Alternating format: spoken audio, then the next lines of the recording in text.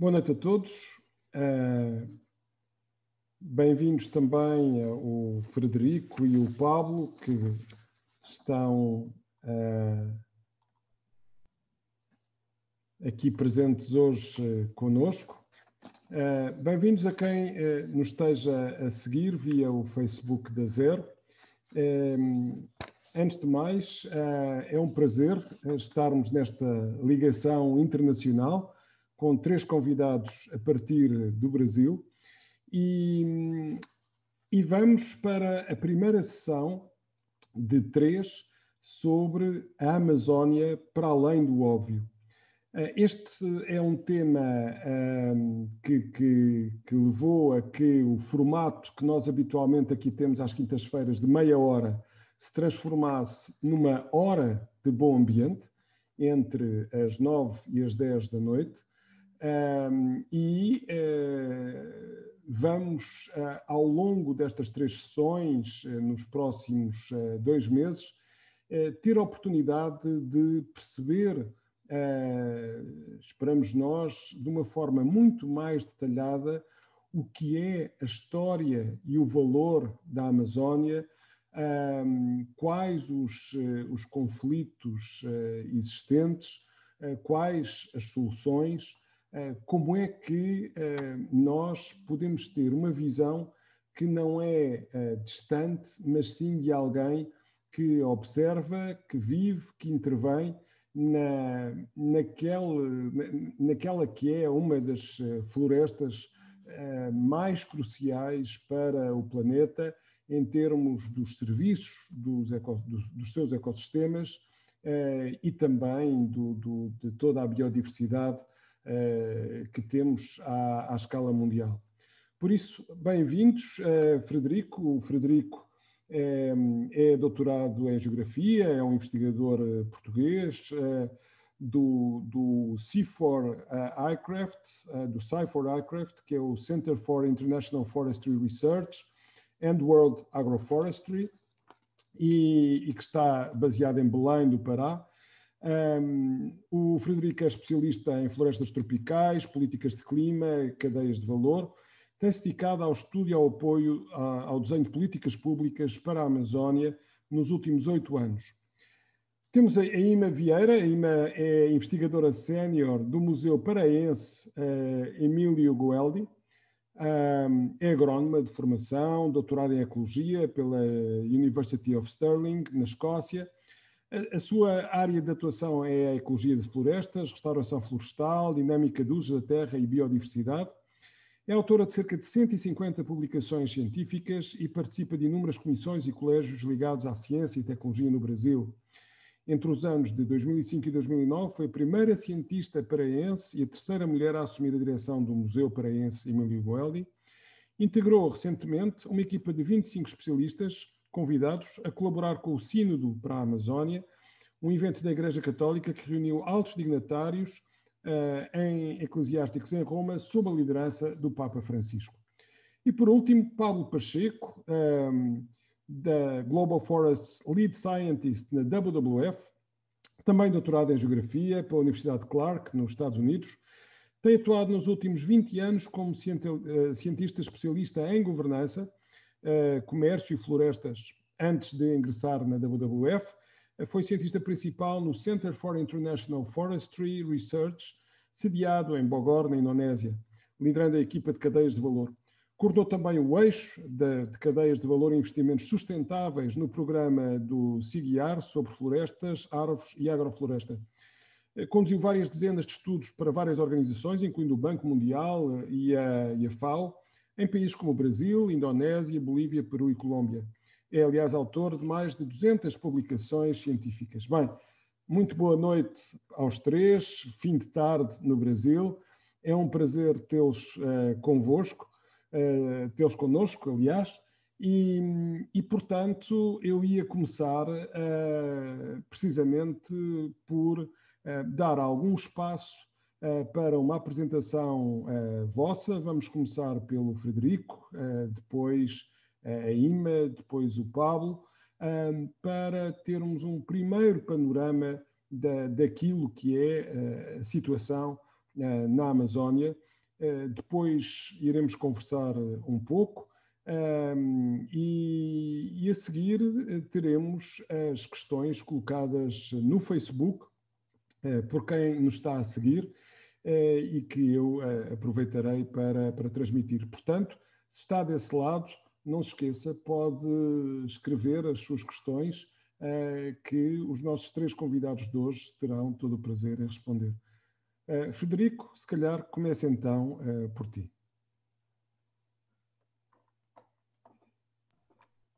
Estão-me a ouvir agora, não é? O som está a funcionar. Está a funcionar a imagem, Francisco, não é? Na perfeição. Ótimo. Bom, boa tarde, boa noite a todos. Obrigado, Francisco, pela introdução, pelas palavras. Obrigado, Ima e Pablo, pela participação aqui neste evento. É um gosto enorme falar da Amazónia em qualquer lugar. É um gosto muito grande, em especial, né, falar da Amazónia para Portugal.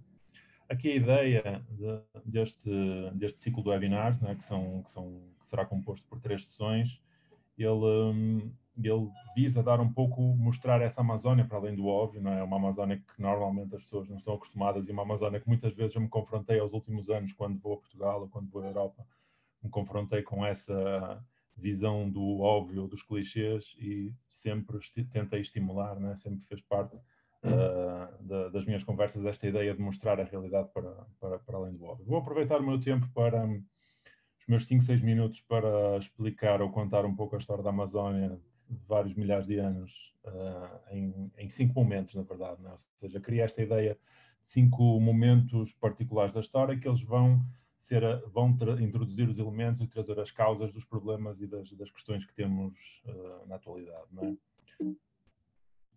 Ok. Então, o primeiro momento que ele poderemos chamar da Amazónia pré-colombiana, não é? Antes da chegada dos europeus. Aqui há muitas teorias e muitas ideias. A mais aceita, digamos assim, é da passagem do Sapiens, né? Da Ásia pela Sibéria através do Estreito de Bering e depois a posterior colonização do continente americano com a chegada à Amazónia por volta de 4, 5 mil anos antes de Cristo, 3 mil anos antes de Cristo. Há vários estudos com diferentes números, né, com diferentes previsões. Há, inclusivamente, estudos recentes que já falam da ocupação humana na Amazónia boliviana e colombiana, por exemplo, há 8 mil, 10 mil anos antes de Cristo. Mas, no geral, foi esse processo de ocupação, né, progressivo pelo Sapiens, do qual a Ima falará bastante na sequência, na ideia da interação do ser humano com a natureza, né, essa ideia dos sistemas socioecológicos, né, onde as florestas, a ideia naturalista, né, dominante, que as florestas são intocáveis, né, que vêm algo puro, e esta ideia dos sistemas socioecológicos, que as florestas são moldadas, transformadas pela presença humana. Este seria o primeiro momento que vai trazer mudança no território, com a ocupação e com essa adaptação, moldagem, né, da paisagem amazónica. Temos um segundo momento, com a chegada, naturalmente, dos europeus, principalmente portugueses, mas também espanhóis, a questão do Tratado de Tordesilhas, o interesse da Holanda também na costa de Pernambuco com a cidade de Recife, o caso dos franceses com a Guiana Francesa, São Luís do Maranhão, etc. Ou seja, uma certa disputa territorial pelo controlo, né, dos rios e dos principais polos logísticos ali do território. E com a chegada dos europeus chega a criação das cidades, o primeiro vetor de ocupação europeia através dos jesuítas, né, com a criação das cidades. Não é por acaso que, se vocês olharem no mapa e forem vendo ao longo do rio Amazonas e de outros rios principais, como o Negro também, vão ver uma série de cidades portuguesas, como Santarém, Alter do Chão, Barcelos, enfim, variadíssimas, Almeirim, que foram cidades, né, que foram, na verdade, aldeamentos jesuítas, que depois, mais tarde, com o Marquês de Pombal, com o fim do poder dos jesuítas, foram, de certa forma, convertidas ao poder civil. Ou seja, esse processo de ocupação europeia, que começa, como eu falei, com a questão dos jesuítas, a tentativa de colonização dos índios, e mais tarde miscigenação com os vários povos que vão surgindo, a vinda dos escravos, né, cidadãos escravizados da África, e é esse segundo o caldo cultural que vai criar a gênese do caboclo, não é? Essa mistura de indígena com europeu, com africano, que vão ocupar ao longo dos rios, não é? Neste momento, o principal vetor económico é aquele que se chama o ciclo a principal atividade económica é aquele que se chama o ciclo de drogas do sertão, não é? Onde há várias exploração dos produtos da floresta, animais, madeiras, cacau, etc., e ciências florestais, não é? A partir do século XIX, enfim, com a independência do Brasil, a Revolução Industrial e há principalmente a descoberta tecnológica da vulcanização e a ascensão da importância da borracha. E a Amazónia, curiosamente, seria um dos principais territórios onde o látex, que vai servir para produzir borracha, existia, né, na seringueira. E surge a partir daí o ciclo da borracha. O ciclo da borracha ele vai trazer variadíssimas mudanças.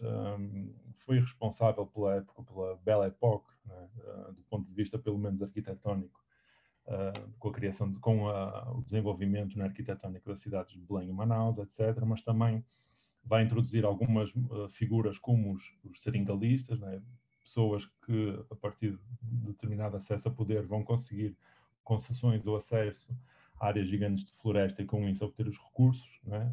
Neste caso a borracha, o látex, e ao mesmo tempo os seringueiros, né? Que são essencialmente cidadãos nordestinos, né? Pobres do Nordeste, que foram em duas vagas, houve duas vagas do ciclo da borracha, que foram ocupando também ao longo dos rios e juntando-se àqueles habitantes que já estavam lá, aos caboclos, aos índios e aos caboclos que já estavam lá das fases anteriores, né? E esse processo foi um processo bastante, enfim, sangrento de uma certa forma e ao mesmo tempo aquilo que foi criado um sistema económico próximo à escravatura ou semi-escravatura, onde os seringueiros viviam em dívida eterna com os seringalistas, não é? Por mais que eles trabalhassem, não conseguiam pagar as dívidas da passagem que eles tiveram que pagar para chegar ali e dos equipamentos que eles tinham de ter para continuar o seu trabalho, não é? Havia lá o barracão e no barracão cada um tinha nos seus caderninhos de dívidas, eles ficavam em dívida eterna. Este ciclo vai durar até cerca de meados, né, do século XX, com a Segunda Guerra, e a partir do fim da Segunda Guerra ao declínio final da borracha. Inicia-se uma fase, a quarta fase, que nós poderemos chamar de desenvolvimentismo, uma fase que vai ser principalmente pensada pelos militares, pelo regime militar, apesar de começar um pouquinho antes com a criação de Brasília, da capital do Brasil e a nova estruturação do país com a conexão com as principais estradas, no caso a Belém-Brasília, que seria a estrada que conectaria o norte de Belém, não é? Da Amazónia, com a nova capital Brasília. E aqui introduz-se a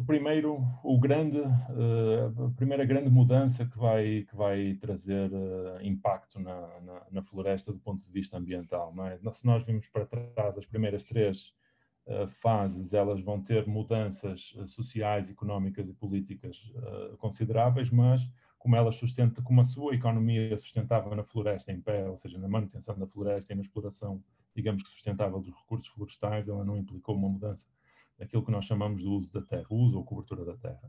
A partir deste quarto momento do desenvolvimentismo, e com o Pablo, por exemplo, falará um pouquinho mais tarde da abertura das frentes de desmatamento, etc., é aqui que os militares criam essa ideia da ocupação da Amazónia, ocupação que eles achavam que estes três ciclos não existiam e que a Amazónia era um território vazio, que ficava à mercê das disputas coloniais, das disputas com outros países, etc., e que era preciso ocupar através de estradas, através de um conjunto de políticas que foram criadas, né?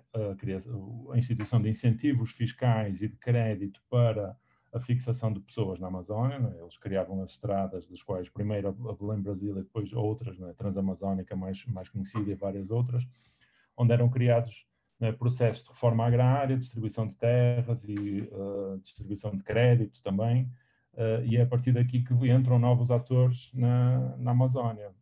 Mais imigrantes nordestinos, né, que vieram na famosa frase de terras sem homens da Amazónia, né, para homens sem terra, que eram os nordestinos, e também muitos migrantes do sul do Brasil, etc. E este processo vai trazer a pecuária, né? É a partir daqui que a pecuária surge como grande atividade económica, mas também a exploração madeireira e, em menor escala, algumas outras. Este ciclo, na verdade, este quarto momento, ele traz, ao trazer estes novos atores entram em conflito com os atores anteriores que estavam lá dos 3 ciclos anteriores, e é aqui que há uma intensificação, digamos assim, da luta pela terra, né? entre modelos, um modelo que implicava a floresta em pé e um modelo da pecuária, da exploração madeireira e da agricultura em geral, que implicava a derrubada da floresta.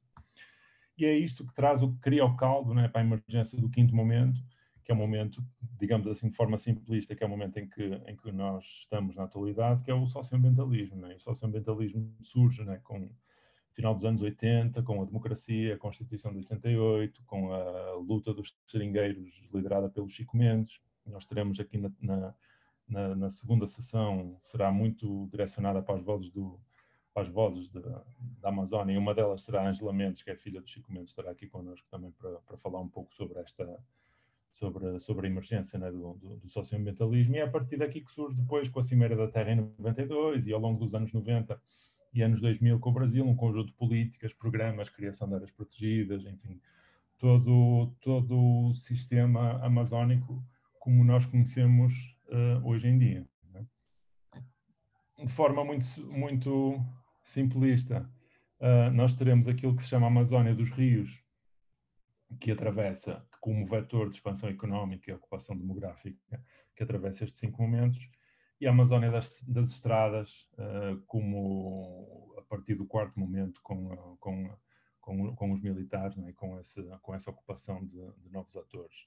Muito rapidamente, eu não sei se tenho muito tempo ainda ou não, mas só dar um pouco aqui a imagem final das estradas. Nós podemos ver aqui as principais estradas federais que foram criadas na altura, e aqui no lado esquerdo vemos o mapa, onde vemos naturalmente a vermelho as áreas que já foram destruídas da floresta. Ou seja, todo este processo culminou com da destruição de cerca de 1/5 da Amazónia, cerca de 20% da Amazónia foi destruída até hoje. E a partir daqui são estes 5 momentos que eu gostaria que as pessoas tivessem em consideração, e cada um deles vamos ter, por exemplo, a IMA falando um pouco mais da interação dos sistemas socioecológicos do primeiro momento e talvez um pouquinho dos seguintes, o Pablo com a abertura das frentes, com a questão das frentes de desmatamento que foram abertas no quarto momento.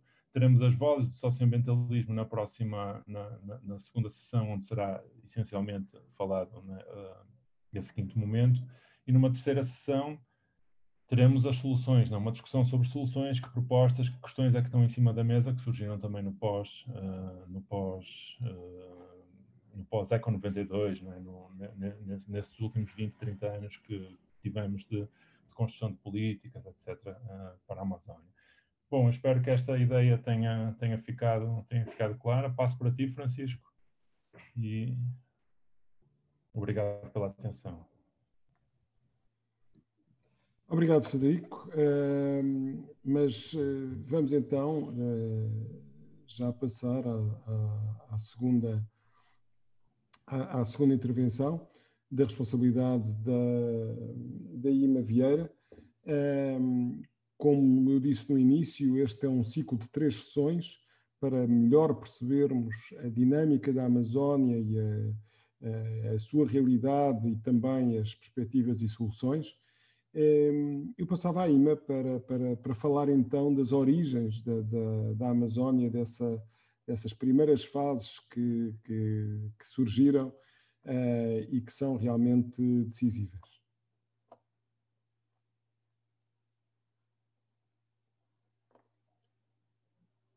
IMA, é só preciso ligar o microfone e talvez pôr então os slides em ecrã completo. O microfone já está? Perfeito. Bom, muito obrigada pelo convite. É um prazer grande estar aqui falando da Amazônia, com esse público tão bacana que são os portugueses, né? E dizer assim que estar ao lado do Fred, estar ao lado do Pablo e também do Francisco, que eu conheço agora, é muito, muito, muito legal, né? são pessoas que têm participado da minha vida acadêmica aqui, né? Participado de discussões sobre a Amazônia, e é sempre bom estar junto de pessoas que estão refletindo também sobre essa região, que é uma região muito complexa, né? Então, em primeiro lugar, eu queria começar dizendo duas coisas que eu acho muito importantes para a gente entender a Amazônia, para além do óbvio, que é o tema desse debate. O primeiro, ele está relacionado aos pressupostos depreciativos acerca da paisagem cultural e social dos povos da Amazônia, né, que dizem respeito a uma representação da região como um espaço precariamente ocupado pelo primitivo, e que esses povos, representados como incivilizados, constituíam fortes determinantes do que se chama atraso da região e dos seus sistemas sociais, né? Nesse mapa, vocês estão vendo uma Amazônia, que eu estou chamando da Amazônia socioambiental, e mostrando essa complexidade, mostrando que aqui nós temos povos indígenas, populações ribeirinhas, populações quilombolas, e temos uma situação com uma cultura, né, muito forte, né, uma cultura cabocla, uma mistura que culminou com diferentes grupos étnicos e que são muito fortes, mas e que esses pressupostos, num segundo momento, de que essa era uma cultura muito fraca, né, empobrecida, e que tinha pouco conhecimento e não tem tecnologia, né? Então isso leva e leva ainda hoje a uma concepção de desenvolvimento para a região que é sempre exógena, né? Que é sempre de fora, né? Que os elementos centrais desses modelos de desenvolvimento têm que vir de fora, né? Então, em função dessas dois entendimentos, né? Nós temos experimentado aqui na Amazônia, historicamente, modelos de desenvolvimento exógenos, predatórios, né? Que desconsideraram a real vocação e aptidão econômica e produtiva e deterioraram os recursos naturais da região, né? Então, hoje, quando nós pensamos na floresta amazônica, a gente lembra sempre do desmatamento desenfreado, das queimadas que aparecem em todas as manchetes de jornal e televisão do mundo inteiro, e raramente nós pensamos nas populações que aqui vivem, de como foram importantes as dinâmicas que elas introduziram na região, né? Como que essas populações locais moldaram a Amazônia de hoje, realizando o manejo das áreas que elas ocuparam conforme os seus desejos, necessidades, e como elas são importantes para a manutenção da floresta amazônica. E muito menos nós pensamos nos impactos do desmatamento sobre as suas vidas. Bom, então essa Amazônia socioambiental é uma Amazônia composta por populações indígenas que ocupam e manejam 22% da Amazônia, né? São quase 200 povos diferentes, além de vários grupos isolados, que vivem no bioma e que ocupam e manejam uma área de cerca de 108 milhões de hectares, né? Então, além dos povos originários, a Amazônia socioambiental é povoada por descendentes de escravos. Foram mapeados já aqui na região amazônica mais de 1.000 comunidades quilombolas que fugiram da escravidão e para o meio da floresta. Muitas vezes tiveram conflitos com os indígenas, mas se estabeleceram em aldeamento, em o que a gente chama dos mocambos. E tem várias outras comunidades nas unidades de conservação, que são as áreas legalmente protegidas para a biodiversidade, que também é mostrado nesse mapa, e os caboclos, os ribeirinhos, que o Fred já falou aqui. Então, toda essa diversidade étnica e populacional, ela dialoga com o manejo sustentável da biodiversidade da Amazônia, né? E para a manutenção dos serviços ecossistêmicos. A importância dessa população é tão grande que nós temos evidências científicas, né, muito fortes, que o manejo tradicional das populações ameríndias está associado à domesticação de plantas, né? Houve uma intensa troca entre as populações, tanto de material como de conhecimento, e estão também associados aos saberes tradicionais e às inovações técnicas no manejo da biodiversidade, né? O uso do fogo, inclusive. Então, nós participamos de um trabalho que foi liderado pela Carolina Lewis, vários colaboradores, o professor Charles Clement, do INPA, e esse estudo mostrou que nós temos mais de 85 espécies de árvores da região amazônica que foram completamente ou parcialmente domesticadas, né? Então, aqui eu posso citar o guaraná, né, que foi domesticado na região entre o Alto Tapajós e o Baixo Madeira, pelos índios Saterê-Maué, a castanheira do Pará, que tem ampla distribuição na Amazônia, mas ela foi manejada pelos Kayapó, né, ao longo da bacia do Purus, e assim nós temos, e são várias outras espécies, né, de pimenta, enfim, de muitas espécies amazônicas, o próprio açaí, né, que hoje é consumido no mundo inteiro. E durante o período colonial, a Amazônia experimenta um modelo de economia essencialmente extrativista, logo após a colonização portuguesa, e essa região se torna um abastecedor do mercado europeu com o que a gente chama das drogas do sertão, que são especiarias e óleos de origem animal, que caracterizaram esse período entre o século XVII e perdurou até o início do século XIX.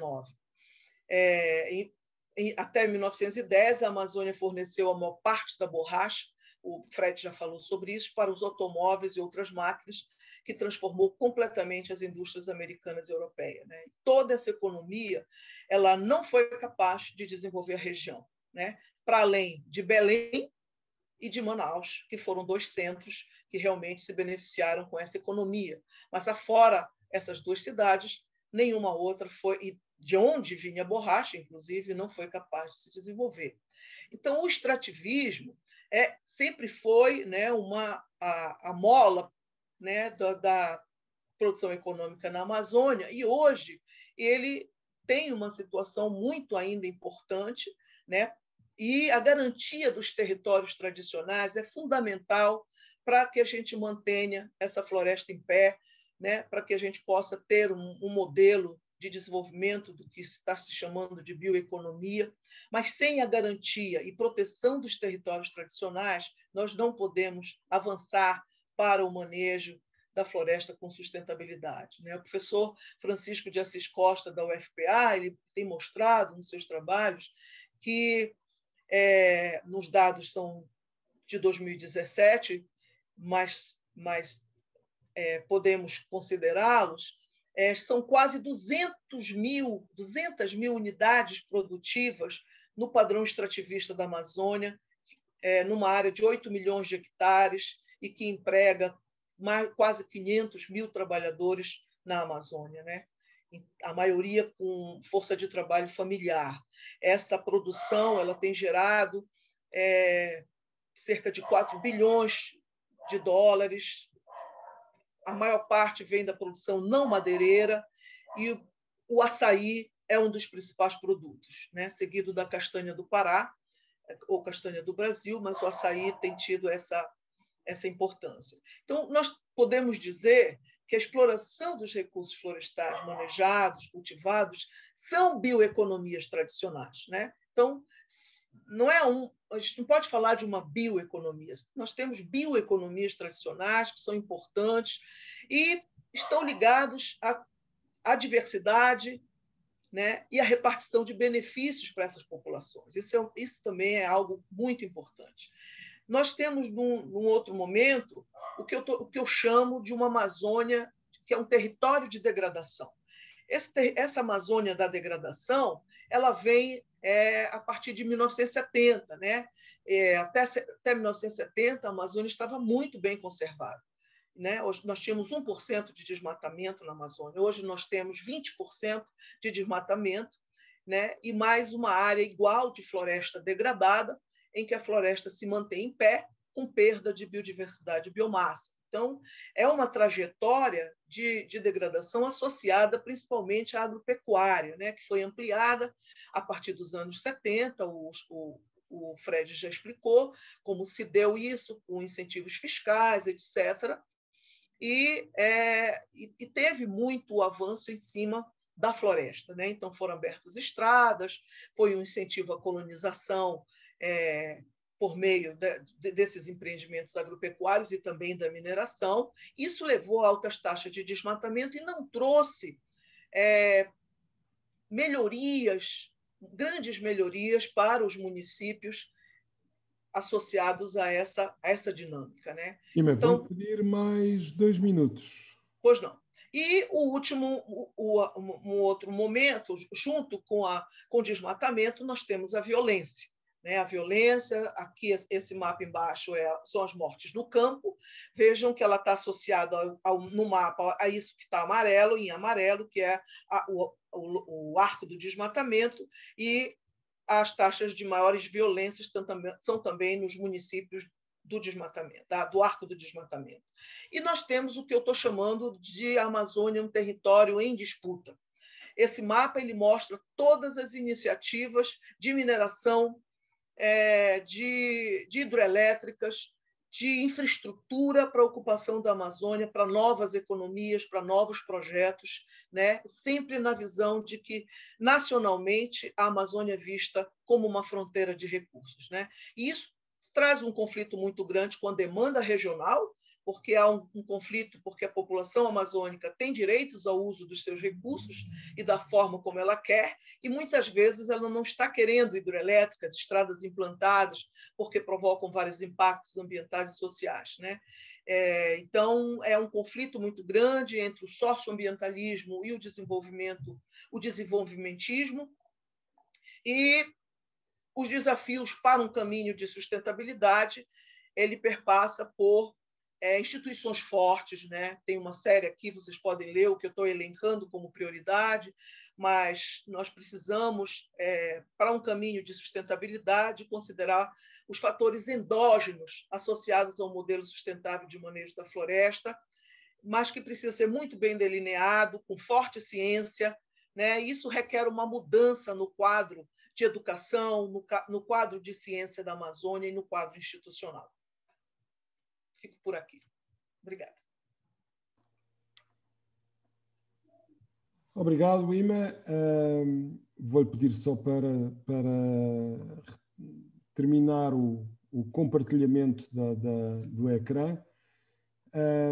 E vamos passar à visão do Pablo Pacheco, a visão da WWF também sobre esta área tão relevante. Pablo, os próximos minutos são seus.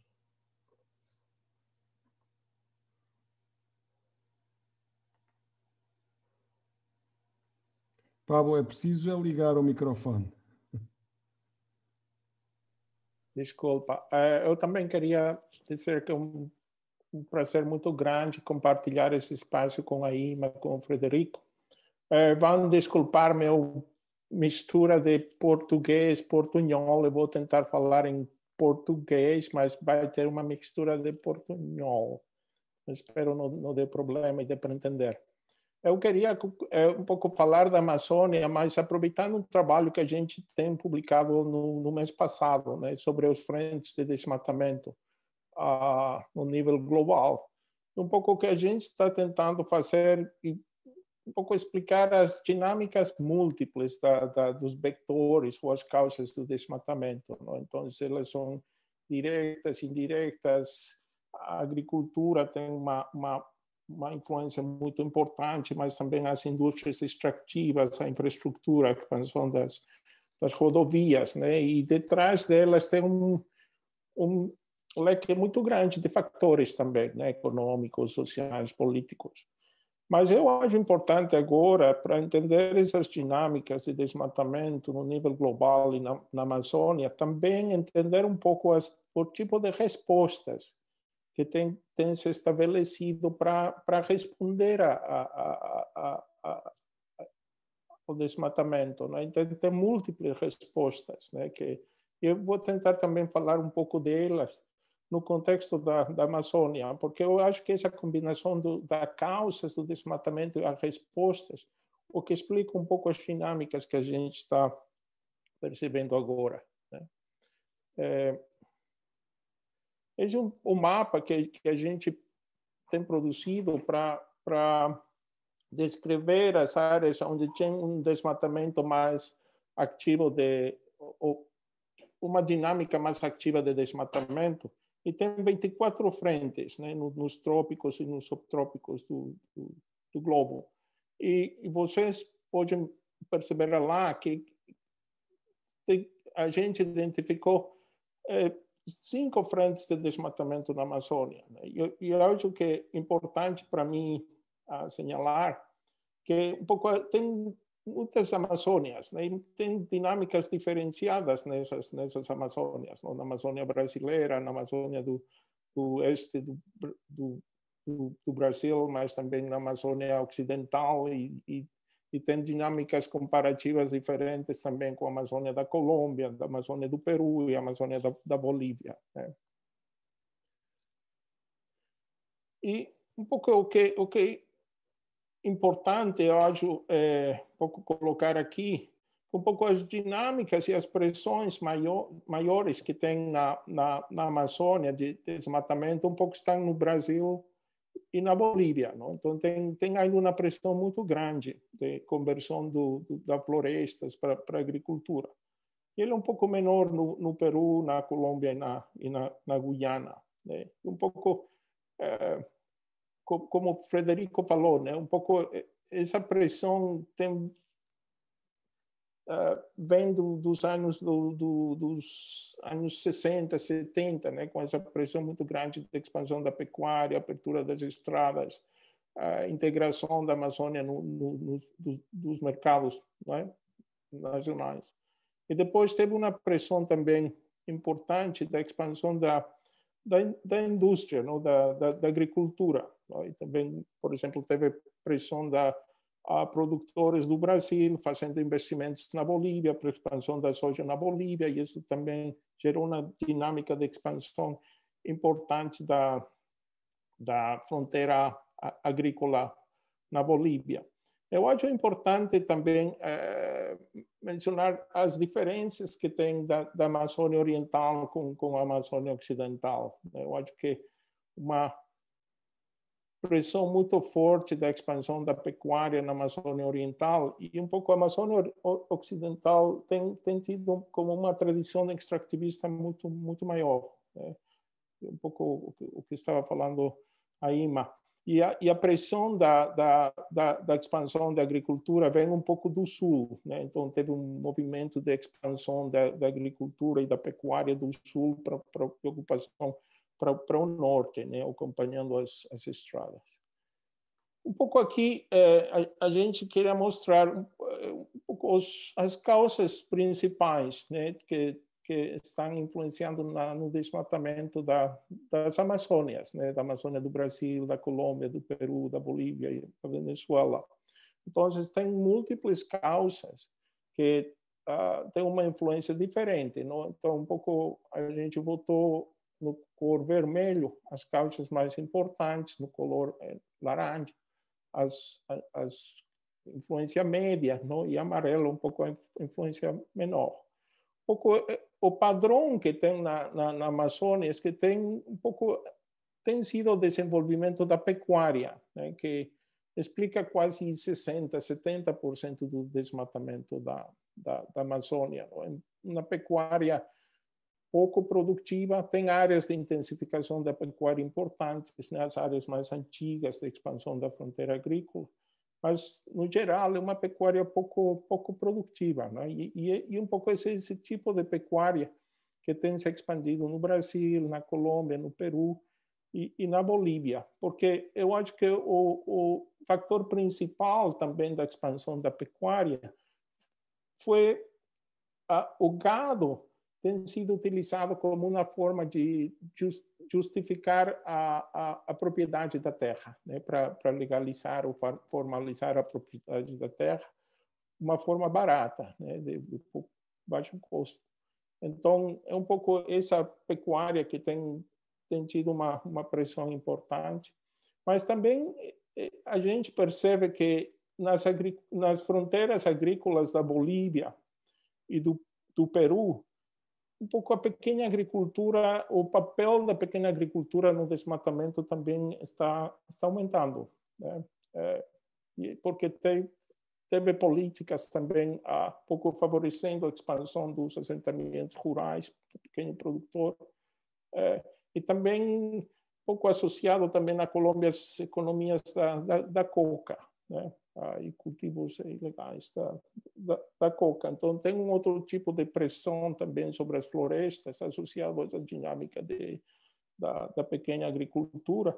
E na Bolívia, um pouco a agricultura da soja, que foi bastante importante em explicar essas dinâmicas de expansão da fronteira.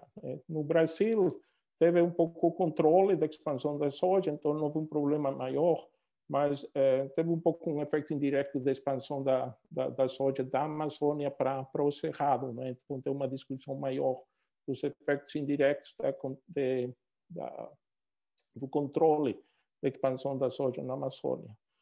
Eu acho que é importante falar também que um pouco a exploração da madeira tem diminuído no longo do tempo, ainda continua importante, tem muita pressão sobre as florestas para a extração de madeira, mas ele é um pouco menor ao longo do tempo, né? Eu acho que portanto, isso para o Brasil, mas no Peru ainda tem uma pressão muito forte, né, de extração de madeira para os mercados urbanos.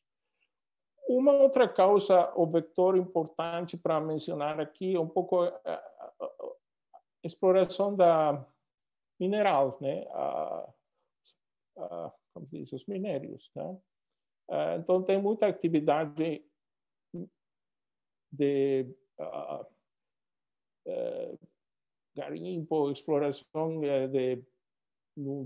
por exemplo, no sul do Peru, em Madre de Dios, mas eu acho que agora tem muita pressão também em áreas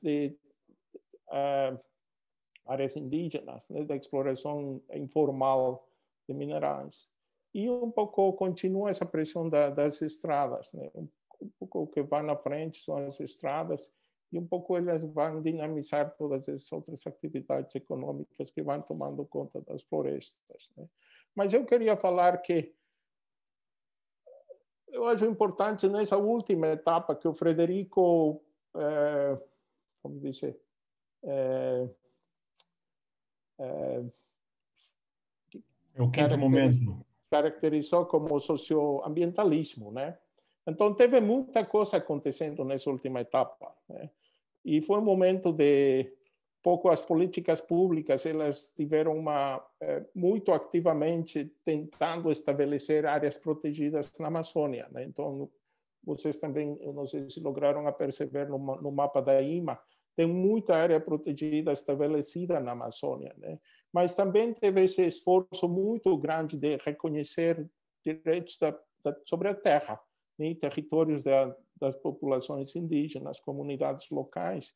Então, foram políticas muito importantes na Amazônia, que tem um pouco explicado a redução do desmatamento e da ocupação da terra nessas áreas. E também teve um esforço muito importante de zoneamento.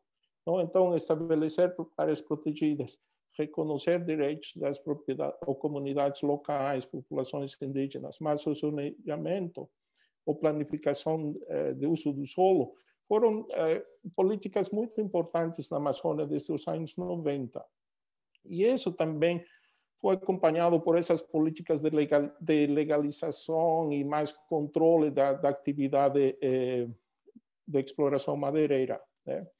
Mas, nos últimos anos, teve como uma nova geração de iniciativas ou políticas, né? Então, teve a moratória da soja, teve os acordos sobre pecuária para um pouco tentar impulsar a sustentabilidade da pecuária. Eu acho que a moratória da soja foi mais efetiva, mas um pouco conseguiu dirigir a expansão para o cerrado, então ainda tem uma discussão sobre os efeitos indiretos da moratória da soja na Amazônia. E um pouco os acordos da pecuária eles não foram muito efetivos para conter a expansão da pecuária. E também teve muita iniciativa, né, de pagamentos de serviços ambientais. Então, eu acho que essa última etapa é uma etapa mais de experimentação. Mas eu acho que, para mim, muito importante no contexto do Brasil, por exemplo, que teve muito arranjo institucional, muita iniciativa tentando conter a expansão das fronteiras, mas teve um pouco esse, como se diz, no último governo, né? Então tem perspectivas políticas diferentes que um pouco vão debilitar todos esses arranjos institucionais, né? Então um pouco esses arranjos não foram arranjos muito sólidos, né? E um pouco acho que a gente tem que pensar também se tem iniciativas institucionais nas áreas de fronteira, tem que ter iniciativas mais sólidas, né? Mais estabelecidas, né? Paulo, vou-te pedir porque senão são muito vulneráveis. Eu queria parar aí, né? Mas é só para refletir sobre isso, né? Que tem muita iniciativa, mas muitas dessas iniciativas não são completamente efetivas, né? Então, todas elas têm limitações, né? Então, teve avanço, mas todas elas têm limitações e são muito vulneráveis nas mudanças políticas também. Então, eu vou parar lá.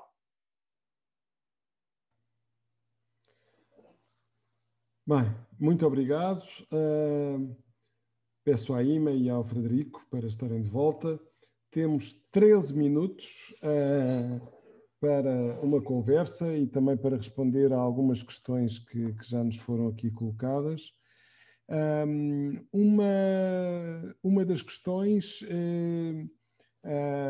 tem a ver com o facto de o mapa que a IMA mostrou é um mapa de 2017. E depois a IMA referiu precisamente que nos últimos anos, 2018, 19, 20, a Amazónia veio para as notícias à escala mundial com um avanço grande do desmatamento que estava relativamente controlado.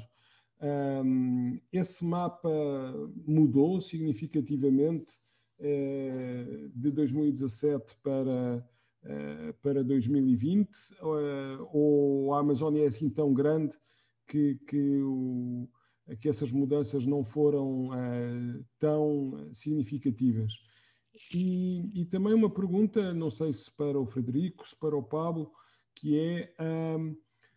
todos nós sempre olhamos para a Amazónia muito como com a pressão do gado, não é? Quer dizer, no fundo, como que o empurrar do litoral para o interior, em que o gado é aquele que primeiro que avança sobre a Amazónia e que vai levando ao corte da floresta.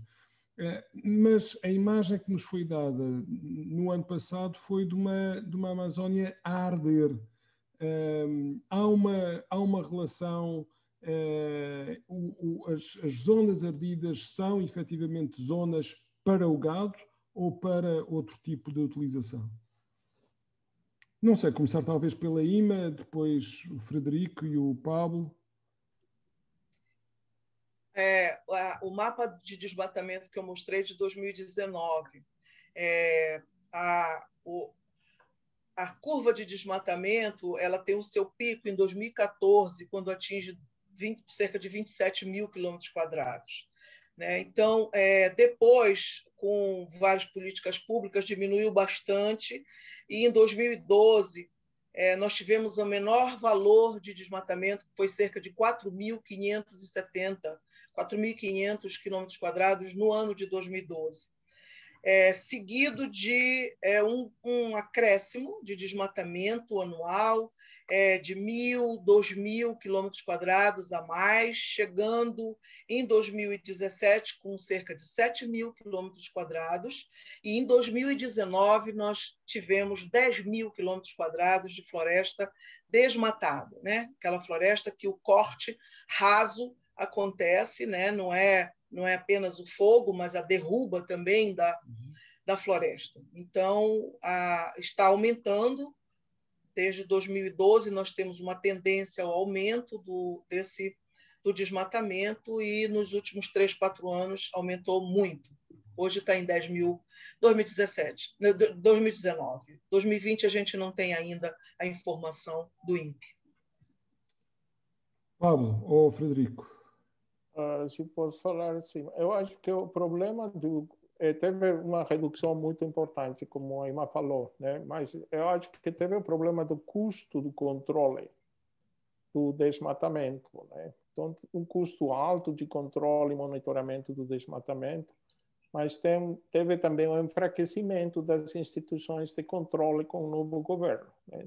E tem um terceiro fenômeno para mim, que um pouco de desmatamento, sim, tem uma conexão com a pecuária, mas tem processos de especulação fundiária, especulação pela terra, ainda muito grandes na Amazônia. Então, um pouco esse desmatamento, uma parte importante desse desmatamento está associado a esses processos de ocupação, de especulação fundiária, não? E ocupação de terra pública.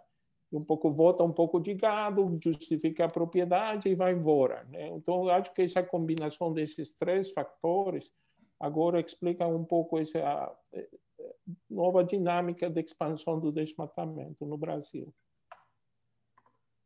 Frederico, um comentário curto.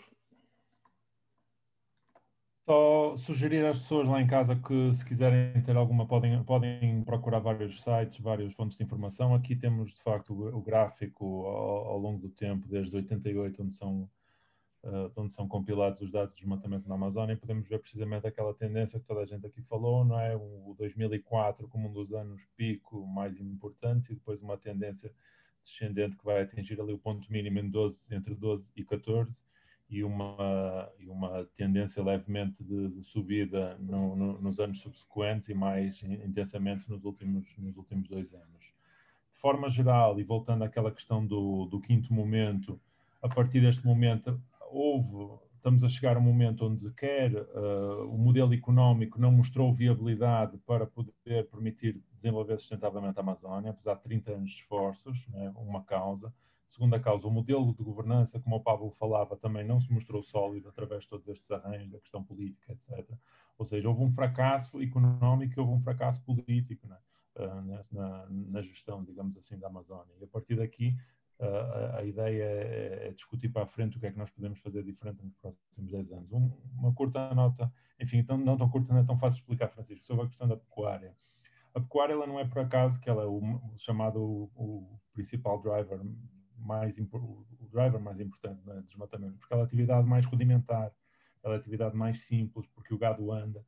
Então, é uma atividade que é claramente adaptável àquele contexto de fronteira, não é? Onde, de ausência de Estado, de ausência de tecnologia, ela é uma atividade muito rudimentar, muito simples, não é? Fácil transportar o gado para o mercado porque ele anda. Então, foi dessa forma que a fronteira foi avançando, naturalmente com a abertura de estradas e com os incentivos do governo, com o processo de colonização. E nos últimos anos, e respondendo à tua questão, houve este controle ali até 2012, 2014, que foi efetivo, e a partir dali há uma tendência onde o desmatamento se torna mais complexo, né? O crime organizado torna-se mais complexo. A forma a tentativa de apropriação de terra pública e tentativa de fugir aos controlos públicos torna-se mais elaborada, e a partir daí a pecuária hoje em dia é muito mais vista como uma atividade laranja, digamos assim, que permite a grilagem ou o roubo de terras públicas, do que propriamente uma atividade económica, porque ela não vai ser muito rentável, ela não vai ter muita lógica económica naquele contexto. Muitas vezes coloca-se lá o gado simplesmente para ocupar aquele território, não necessariamente porque para ganhar propriedade, não é? Foi um pouco... Exatamente, não porque se vai obter muito rendimento, porque não vai. Depois, a partir dali, há um processo de intensificação que vai ocorrendo, com a chegada do progresso, com a chegada enfim, mais população, mais estradas, etc. Aquela terra vai valorizando, né? E a partir dali entram atividades mais intensivas, vem a soja, vem outro tipo de atividades, e eventualmente uma pecuária mais produtiva, mais intensiva. Mas sim, há uma menor importância da pecuária económica, uma maior importância da pecuária especulativa, ou grilagem de terra, ou roubo de terras públicas, ou até crime organizado, que muitas vezes está associado a políticos locais, com escritórios de advocacia, enfim, é um crime mais complexo. Nota sobre os incêndios. Os incêndios têm várias causas, essencialmente 3, e uma delas pode ser, sim, a limpeza é o ponto final, né, na época seca de uma limpeza de uma área que já foi eventualmente degradada para trás, né, ao longo do tempo até na época da chuva, né, e a partir dali o ponto final é o incêndio que vai permitir precisamente abrir a área totalmente e a entrada eventualmente do pasto, mas pode não ser necessariamente um desmatamento, pode ser uma área que já foi desmatada anteriormente e que está sendo ou segue o fogo das propriedades vizinhas ou até utilizado o fogo como manejo de gestão dessa propriedade. Então ele pode estar relacionado ao desmatamento ou não. Há vários estudos, eu não sei se me lembro agora de cabeça, ou a IMA talvez se lembre, mas acho que um estudo do IPAM falava que 60% dos últimos incêndios estava relacionado a desmatamento, alguma coisa assim. Acho que é o estudo da NASA, né? O estudo da NASA mostra 54%. E, Frederico, se calhar ia-te pedir só para exato, parares o compartilhamento. Primeira pergunta da Maria José Pessoa: como seria possível, desejável, intervir a um nível político superior, por exemplo, à escala das Nações Unidas, no sentido de proteger este património? Uma pergunta para o Frederico, da Ana Serrão: a posição de Portugal, as negociações do Mercosul poderão ou não contribuir positivo ou negativamente para um modelo socioambiental na Amazónia? Uma pergunta para a IMA, que é: será que a posição da Igreja Católica, assumida pelo Papa Francisco, pode ter uma influência efetiva na defesa do socioambientalismo na Amazónia? E ainda uma pergunta para o Pablo: a continuação da pressão da produtividade sobre a floresta amazónica não vai levar à sua savanização? E uma última pergunta ainda sobre o que é que vocês acham sobre a dendeicultura na Amazónia, a influência que a cultura do dendei pode ter na Amazónia. Bem, muitas perguntas, esta feita por alguém que conhece bem a realidade do Brasil e portanto, que é a Suzane da Universidade do Pará, salvo Federal do Pará. Por isso, como veem, eu resolvi colocar já as perguntas todas, porque estamos a 2 minutos do final, mas vamos estender um bocadinho mais, mas ia-vos pedir para serem tão sintéticos quanto possível. Eu passo para a IMA, para aquela questão sobre as Nações Unidas e a gestão internacional da Amazónia. Acho que a IMA é a pessoa mais apropriada para responder.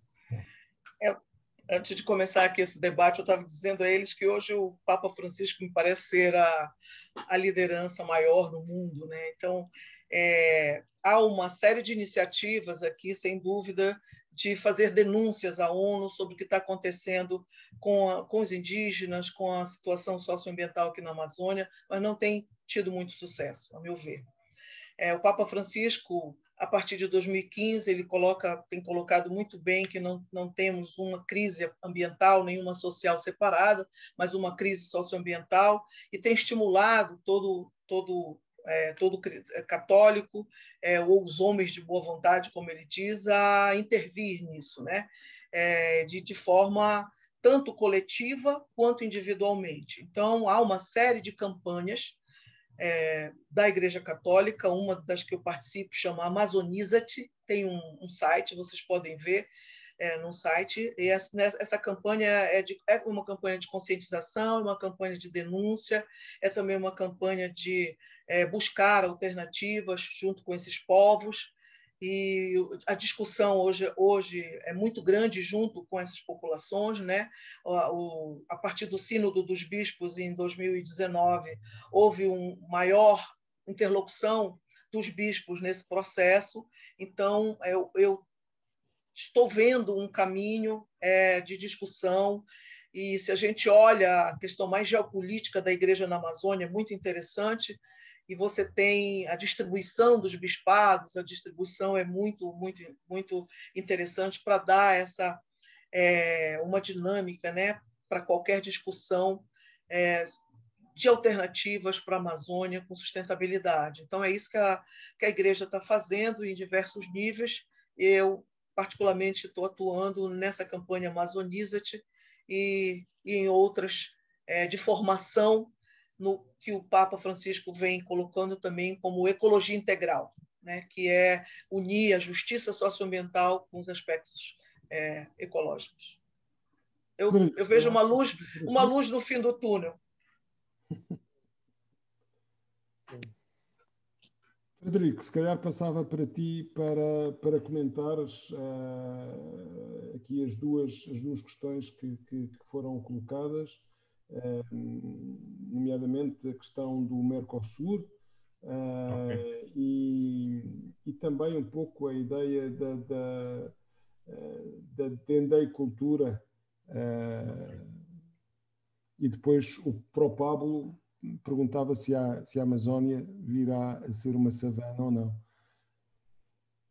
Muito rapidamente, complementar a IMA e talvez a pergunta original que foi feita seria um pouco se faz sentido haver de certa forma, uma gestão internacional da Amazónia ou um sistema das Nações Unidas que vai fazer a gestão, a população da Amazónia. Não acho. E pena que tu não respondeste, mas se calhar dá um minutinho para tu responderes, que é importante. Eu não acho. Eu acho que essa questão de soberania ela é muito importante e tem como os países tomarem conta da Amazônia, da sua parte, de que lhe cabe, né, da Amazônia, sem uma intervenção internacional. Eu acho que os tratados, os acordos são muito importantes e eu ficaria por aí, sem uma intervenção maior do que isso.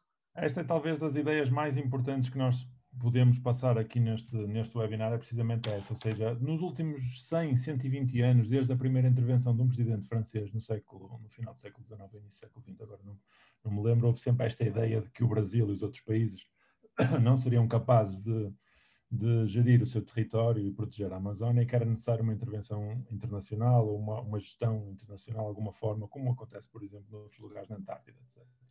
E isso, naturalmente, é uma ideia que não é partilhada por quase ninguém das organizações que trabalham na Amazónia. É uma ideia que, por outro lado, é uma ideia que incentiva o nacionalismo, incentiva precisamente estes discursos militares, utilizavam muito essa ideia da invasão ou da ocupação estrangeira na Amazónia, que no fundo era uma desculpa para poder utilizar os recursos minerais, acesso ao ouro, etc. E que até o próprio governo Bolsonaro e a base bolsonarista de alguns territórios ainda utiliza esse discurso das ONGs como um braço do capitalismo internacional que quer roubar os recursos da Amazónia, e essa ideia final que vai haver uma organização internacional que irá tomar conta, é o papão do regime militar. Então eu acho importante, dos militares em geral no Brasil, eu acho importante que não haja muita referência a esse tipo de coisas. A Amazónia ela é um território que está provado, como foi ao longo de vários anos, que o Brasil e os outros territórios vão conseguir gerir o seu território. O papel das organizações internacionais e dos doadores e do público internacional como nós é ajudar a fortalecer esse processo local e endógeno, né? E apoiando os grupos que fazem essa defesa no território. Sobre a questão... Dendei e Pablo, a seguir. Questão Mercosul muito rápida. Sim, Mercosul, há uma pressão óbvia. Há uma pressão óbvia e é importante que ela continue, não só na questão do Mercosul, mas na questão em geral de todos os investimentos. Cada vez mais investidores internacionais estão a acoplar as suas políticas de investimento a critérios ambientais e, nesse caso, neste momento tem sido a política mais efetiva nos últimos anos de pressão ao Brasil, é precisamente pela via da finança e pela via do comércio internacional. A questão muito rápida sobre a palma de óleo. A palma de óleo não expandiu como se esperava, ao contrário da Indonésia, ao contrário da Malásia, no Brasil não se expandiu. Hoje em dia serão 220 mil hectares, alguma coisa assim, 240 mil hectares no máximo, de palma na Amazónia, o que é uma quantidade, não é? Uma área insignificante, ou seja, não foi o vetor de destruição ou também de progresso económico que se falava. Ela é uma atividade relativamente significante nesta altura. Pablo. Sim, sobre a Amazônia para virar uma savana. Eu acho que ainda tem um debate científico sobre o tipping point, E, bom, tem vários estudos falando que a gente está perto de se aproximar a um tipping point, mas eu também acho importante entender os diferentes tipos da Amazônia, né? Talvez um pouco a Amazônia mais vulnerável, a Amazônia mais intervida, a Amazônia do Sul, né? Perto do arco do desmatamento, que vai ter consequências maiores, né? Tem períodos de seca maior, tem muita seca, mas eu também acho que é importante, mais do que se tem esse risco importante de parte dessa floresta colapsar e não conseguir se reproduzir, mas eu acho também que isso vai gerar como iniciativas dos produtores para tentar procurar soluções também. Porque também tem muita regeneração de florestas, né? E tem regeneração de floresta secundária na Amazônia, nas áreas mais estabelecidas, mais agricultura mecanizada, dá mais espaço para recuperação de florestas. Então, eu acho importante pensar também nesses processos, né? E apoiar mais esses processos e apoiar os produtores para enfrentar os efeitos das mudanças climáticas, né? Que eles estão já experimentando isso. Então, acho que isso também vai gerar uma atitude diferente sobre o uso do solo, né? Bem, já estamos para além da hora. Eu acho que foi um conjunto de apresentações muito rico. Eu aproveitei para aprender bastante. A grande vantagem destes webinars é que fica a gravação. Muitos acabam por ver fora desta hora. Eu acho que este ficamos, digamos assim, na introdução para mais 2 sessões que vão ser, sem dúvida, muito entusiasmantes e que prometem.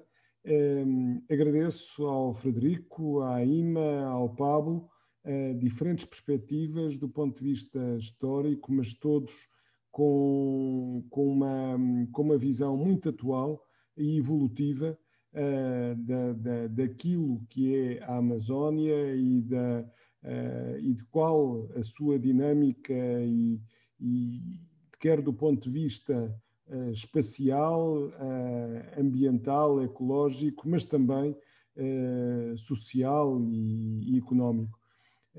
A verdadeira visão, digamos assim, da sustentabilidade, onde a governança também acaba por ser importante. Muito obrigado a todos, um bom jantar aí no Brasil e vemo-nos na próxima semana às 9h30 no formato de meia hora e daqui a algumas semanas novamente neste formato de 1 hora de bom ambiente sobre a Amazónia neste ciclo total de 3 sessões. Obrigado a todos. Boa noite. Tchau. Obrigado.